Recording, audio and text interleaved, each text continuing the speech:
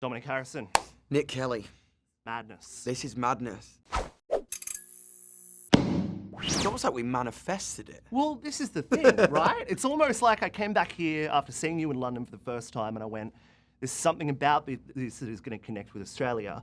And the manifestation of that is you playing your first arena show here tomorrow night. Just wild. I think, like, obviously it's been 3 years since we came back here, and you never know if people are going to have forgotten you because it's so far. You know what I mean? Yeah. But this was always the country that really kind of ignited for me. I mean, especially with you and your help. I kind of came down here for the first time at 15, 16, and I was like, it perfectly aligned, because I think with Australia, you guys are so open to give something a try. You know what I mean? I always say, like, the Netherlands and Australia are so cool because they're just like, yeah, fuck it. It's that in the mindset you're down to try something new. And I love it, and it was, what a trip, man. Yeah. What's the mindset 24 hours out from stepping onto that stage, the biggest you'll ever play in Australia for now? It's I'm just excited. Weirdly, I think this album last year, the journey I've been on, I'm feeling the first sense of calm ever. I'm kind of like, I really faced myself on this album, and I've kind of been through the ring a little bit and taken a lot of punches, but also received an unfathomable amount of love. So I feel calm, and I'm just ready to rock, man. I've not been on stage in 6 weeks. I'm like fucking ready to like tear it up. There is a lot of energy that needs to go out. Do you rehearse anymore? Do you need to do a rehearsal? We're gonna do a production rehearsal tonight. We don't really need to rehearse, but we're just gonna get on there and play for an hour. Yeah. If that's gonna be the set, if that's gonna be a bunch of covers, we just gotta kind of feel the music, feel each other, and then we'll be ready to rock. You had the cops come out yesterday. Classic. You're here for one day. Yeah, and you're wild. causing chaos in the streets of Sydney. I mean, it just shows the level of love there is for you. You know, you've got this photography exhibition with Tom, which is a beautiful way to reintroduce yourself to Australia as well, I think, and remind people of the memories they've got here. But then you get so many people coming to say hi that the police have to come. Wild, right? What's the feeling in that room? To be honest, as soon as I landed at the airport, I remember I literally was like landing over Sydney on the flight, literally like mystifying excesses in my ears. And I kind of come out of the doors open, and there's loads of people there, there's paparazzi there, there's like, I've never had that here. And I'm like, holy shit. Yeah. And then we pull up at this exhibition of Tom's, and there's over 1,000 people there, and I'm just like, shit, this is wild. Have a bit of time there, kiss some babies, get scratched by some cougars, give a couple like hugs out, and then the police like, listen, mate, we got to get the fuck out of here. Like, it's crazy. And I'm like, it's been strangled. Like, yeah, man, I'm down. Like, you tell me the way. I mean, when I saw one of the PAP videos of you arriving at the airport, there was this comment on it. I think it was one of the news channels. There was this comment, never heard of the bloke, but I like his charisma. And I was like, that sums you up. I will take that in spades. Yeah, it's funny. I think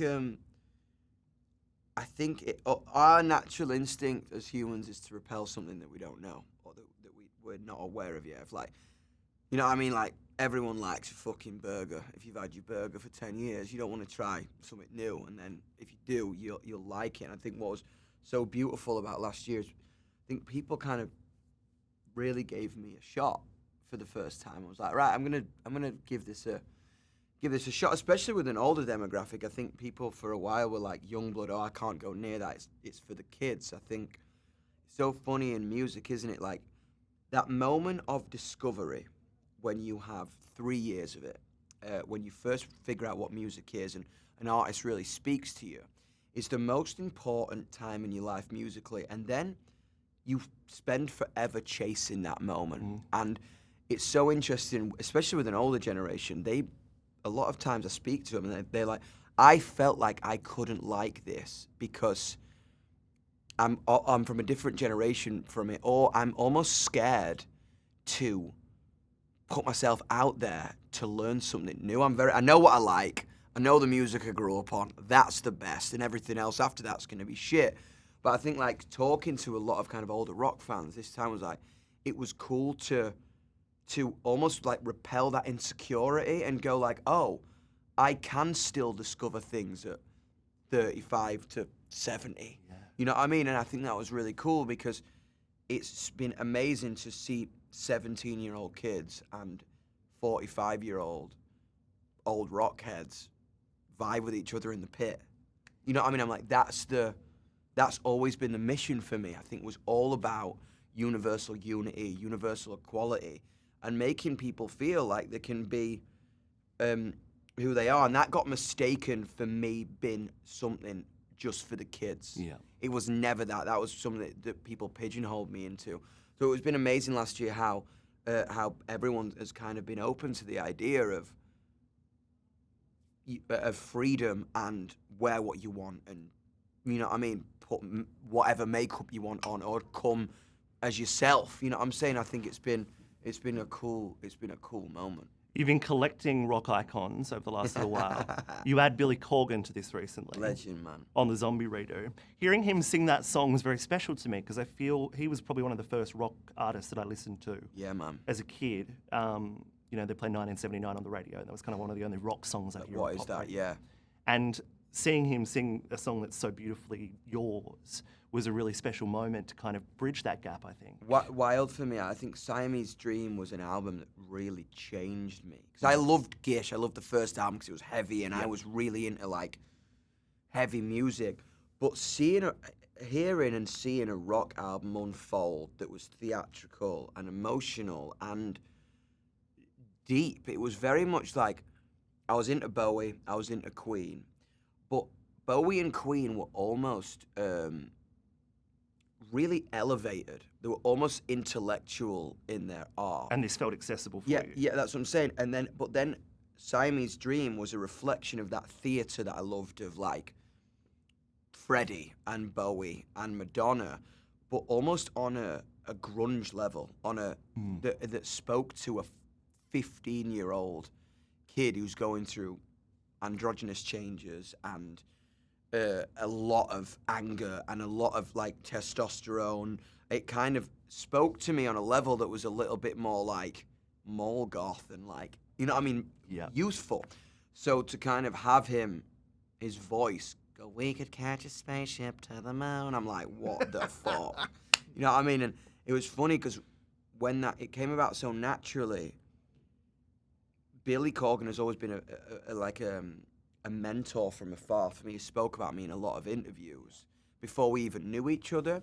So I reached out to him and was like, Billy, can we reimagine this? And 'cause Zombie started heavier, but when I kind of decided on Idols, it was like I pulled the heaviness back because it was almost interfering with the song itself. And your job as an artist is to serve the song, serve the fucking song. Let the song be what it wants to be. So then I called Billy and I was like, can we scratch this itch and can we make it heavy and can we make it a little bit more distorted and like I'm holding a shaking fucking rock, you know what I mean? And we flew to Chicago in the snow and it's pretty wild to be like sat in the kitchen hearing him like next door cut vocal. Pretty wild. And speaking of 1979, he let me play the guitar that he wrote it on, and it was a $65 guitar. That's why it sounds almost shit. It sounds like it sounds ignorant. Yeah. It doesn't sound thought out. And the same guitar on Mayonnaise as well. I was like, how did you get that guitar sound? How do you get that ignorant guitar sound? He goes, you play an ignorant guitar. You know, you don't play a fucking $4,000 Les Paul. He goes, I found this in a pawn shop. And again, talking about serving the song, songs present themselves. You buy a guitar, and he said, first thing I picked up, I was watching TV, and I was just like nonsensically going, and